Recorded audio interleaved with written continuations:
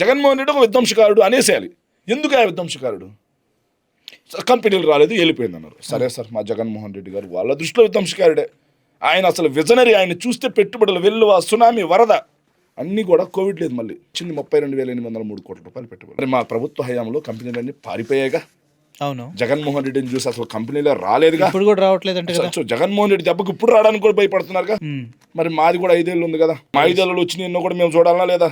చూడాలి కదా. దానికి కూడా అదే డిపిఐటికే పోదాం. ఓకే, సేమ్ అదే డిపిఐటికి పోదాం. 2024-25 డిపిఐటి డేట్ ఇది. ఓకే, అదే డిపిఐటికి వెళ్తే ఒకసారి చూడండి సార్. పేజ్ నెంబర్ 229 అపెండిక్స్ 1 దాంట్లో ఉంటుందండి.